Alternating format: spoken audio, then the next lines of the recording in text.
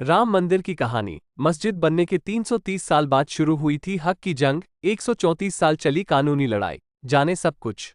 भगवान राम की नगरी अयोध्या में 22 जनवरी को श्री राम मंदिर में रामलला की प्राण प्रतिष्ठा हो गई। अयोध्या में बना राम मंदिर भारत समेत दुनिया भर में फैले हिंदुओं के लिए आस्था का बड़ा केंद्र बनकर उभरेगा। आज जो भव्य राम मंदिर आकार ले रहा है, उसके पीछे दशकों तक चली लंबी कानूनी लड़ाई है।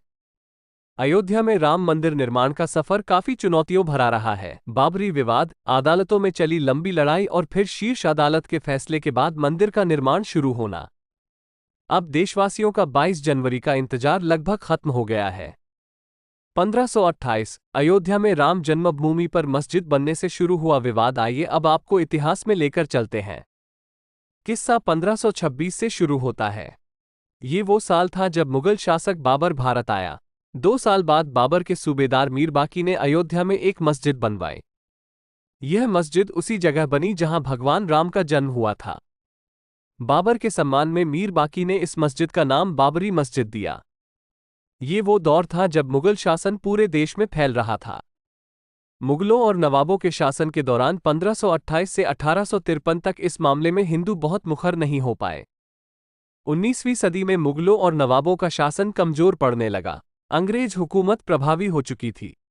इस दौर में ही हिंदुओं ने यह मामला उठाया और कहा कि भगवान राम के जन्मस्थान मंदिर को तोड़कर मस्जिद बना ली गई। इसके बाद से रामलला के जन्मस्थल को वापस पाने की लड़ाई शुरू हुई। 1858 बाबरी मस्जिद बनने के 330 साल बाद हुई पहली एफआईआर। मीर बाकी के मस्जिद बनाने के 330 साल बाद 1858 में लड़ाई कानूनी हो गई, जब पहली बार परिसर में हवन पूजन करने पर एक एफआईआर हुई। अयोध्या रिविजिटेड किताब के मुताबिक 1 दिसंबर 1858 को अवध के थानेदार शीतल दुबे ने अपनी रिपोर्ट में बताया कि परिसर में चबूतरा बना है। ये पहला कानूनी दस्तावेज है जिसमें परिसर के अंदर राम के प्रतीक होने के प्रमाण हैं।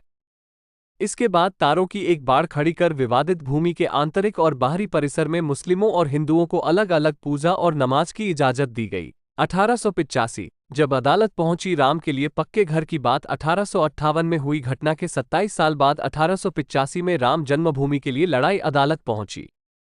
जब निर्मोही अखाड़े के मनहत रघुबर दास ने फैजाबाद के न्यायालय में स्वामित्व को लेकर दीवानी मुकदमा दायर किया। दास ने बाबरी ढांचे के बाहरी आंगन में स्थित राम चबूतरे पर बने अस्थायी मंदिर को पक्का बनाने और छत डालने की मांग की। जज ने फैसला सुनाया कि वहां हिंदुओं को पूजा अर्चना का अधिकार है, लेकिन वे जिलाधिकारी के फैसले के खिलाफ मंदिर को पक्का बनाने और छत डालने की अनुमति नहीं दे सकते। 1949 मूर्तियों का प्रकटीकरण। एक ओर जहां देश भर में अंग्रेजों के खिलाफ आंदोलन चलाकर आजादी लेने की मुहिम जारी रही, वहीं दूसरी ओर राम जन्मभूमि की लड़ाई भी जारी रही। देश के आजाद होने के 2 साल बाद 22 दिसंबर 1949 को ढांचे के भीतर गुंबद के नीचे मूर्तियों का प्रकटीकरण हुआ। 1950 आजादी के बाद पहला मुकदमा। आजादी के बाद पहला मुकदमा हिंदू महासभा के सदस्य गोपाल सिंह विशारद ने 16 जनवरी 1950 को सिविल जज फैजाबाद की अदालत में दायर किया। विशारद ने ढांचे के मुख्य गुंबद के नीचे स्थित भगवान की प्रतिमाओं की पूजा अर्चना की मांग की। करीब 11 महीने बाद 5 दिसंबर 1950 को ऐसी ही मांग करते हुए महंत रामचंद्र परमहंस ने सिविल जज के यहां मुकदमा दाखिल किया। मुकदमे में दूसरे पक्ष को संबंधित स्थल पर पूजा अर्चना में बाधा डालने से रोकने की मांग रखी गई। 3 मार्च 1951 को गोपाल सिंह विशारद मामले में न्यायालय ने मुस्लिम पक्ष को पूजा अर्चना में बाधा न डालने की हिदायत दी। ऐसा ही आदेश परमहंस की तरफ से दायर मुकदमे में भी दिया गया। 1959 निर्मोही अखाड़े ने मांगी पूजा अर्चना की अनुमति। 17 दिसंबर 1959 को रामानंद संप्रदाय की तरफ से निर्मोही अखाड़े के 6 व्यक्तियों ने मुकदमा दायर कर इस स्थान पर अपना दावा ठोका। साथ ही मांग रखी कि रिसीवर प्रियदत्त राम को हटाकर उन्हें पूजा अर्चना की अनुमति दी जाए। यह उनका अधिकार है। मुकदमों की कड़ी में एक और मुकदमा 18 दिसंबर 1961 को दर्ज किया गया। ये मुकदमा उत्तर प्रदेश के केंद्रीय सुन्नी वक्फ बोर्ड ने दायर किया। कहा कि यह जगह मुसलमानों की है। ढांचे को हिंदुओं से लेकर मुसलमानों को दे दिया जाए। ढांचे के अंदर से मूर्तियां हटा दी जाएं। ये मामले न्यायालय में चलते रहे। फैसलों की बात करें उससे पहले राम काज के लिए हुए कुछ और आंदोलनों की तरफ चलते हैं। 1982 हिंदू धर्मस्थलों की मुक्ति का अभियान। बात 1982 की है। ये वो साल था जब विश्व हिंदू परिषद ने राम, कृष्ण और शिव के स्थलों पर मस्जिदों के निर्माण को साजिश करार दिया और इनकी मुक्ति के लिए अभियान चलाने का ऐलान किया।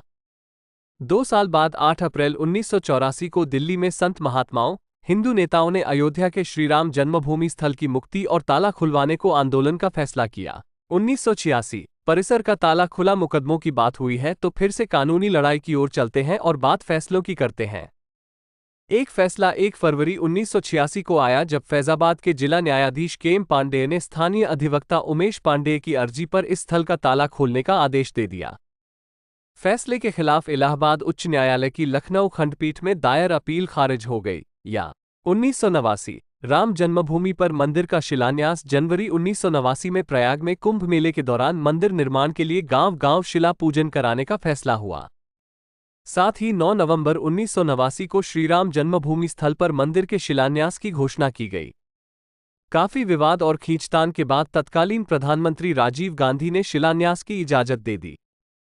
बिहार निवासी कामेश्वर चौपाल से शिलान्यास कराया गया। 1990 आडवाणी ने शुरू की रथ यात्रा। आंदोलन को दी धार। 1990 के दशक में आंदोलन तेज हो रहा था।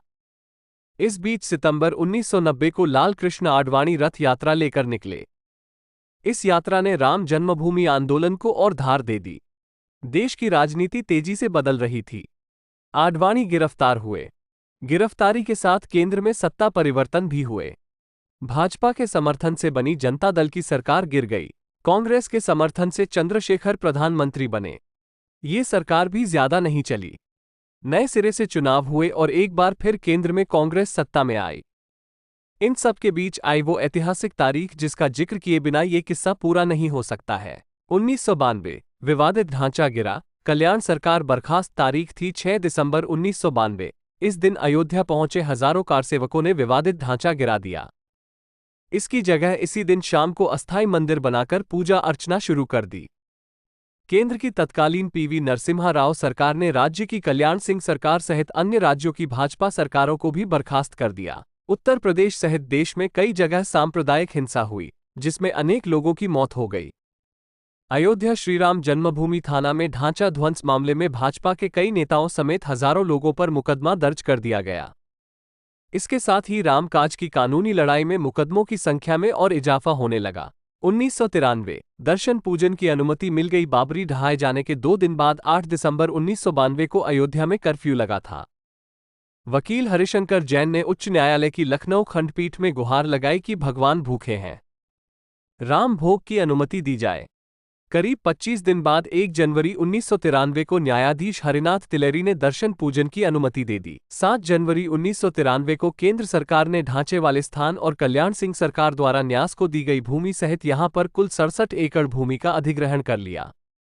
2002 हाईकोर्ट में शुरू हुई मालिकाना हक पर सुनवाई। अप्रैल 2002 में उच्च न्यायालय की लखनऊ खंडपीठ ने विवादित स्थल का मालिकाना हक तय करने के लिए सुनवाई शुरू हुई। उच्च न्यायालय ने 5 मार्च 2003 को भारतीय पुरातत्व सर्वेक्षण को संबंधित स्थल पर खुदाई का निर्देश दिया।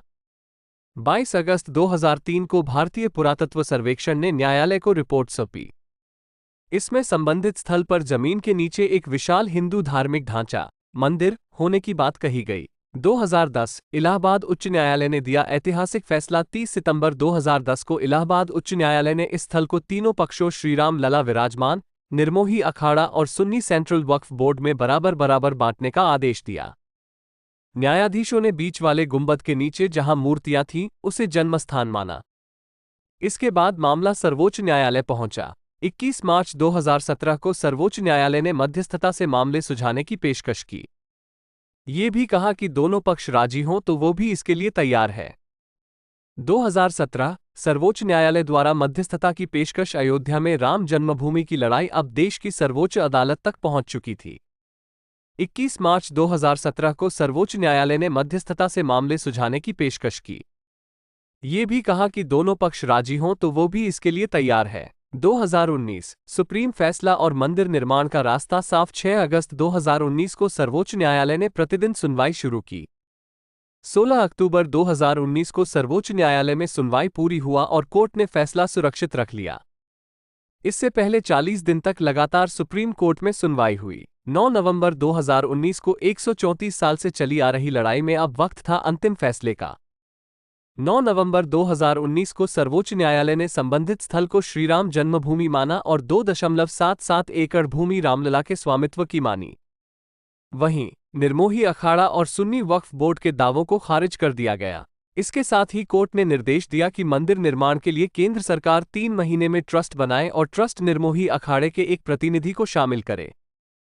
इसके अलावा ये भी आदेश दिया कि उत्तर प्रदेश की सरकार मुस्लिम पक्ष को वैकल्पिक रूप से मस्जिद बनाने के लिए 5 एकड़ भूमि किसी उपयुक्त स्थान पर उपलब्ध कराए। 2020 अयोध्या में मंदिर की आधारशिला के साथ निर्माण शुरू। इसी के साथ दशकों से चली आ रही लंबी कानूनी लड़ाई समाप्त हो गई। अब बारी थी निर्माण की। 5 फरवरी 2020 को प्रधानमंत्री नरेंद्र मोदी ने अयोध्या में मंदिर निर्माण के लिए राम जन्मभूमि तीर्थ क्षेत्र ट्रस्ट की घोषणा की। ठीक 6 महीने बाद 5 अगस्त 2020 को अयोध्या में राम मंदिर की आधारशिला रखी गई, जिसमें पीएम मोदी शामिल हुए। 2024 भव्य मंदिर में रामलला की प्राण प्रतिष्ठा। 134 साल चली कानूनी लड़ाई के बाद अब अयोध्या में भव्य राम मंदिर का निर्माण हो रहा है। राम जन्मभूमि पर मंदिर के पहले चरण का काम पूरा हो गया है। 22 जनवरी 2024 की वह ऐतिहासिक तारीख है जब मंदिर में भगवान राम की प्राण प्रतिष्ठा हुई।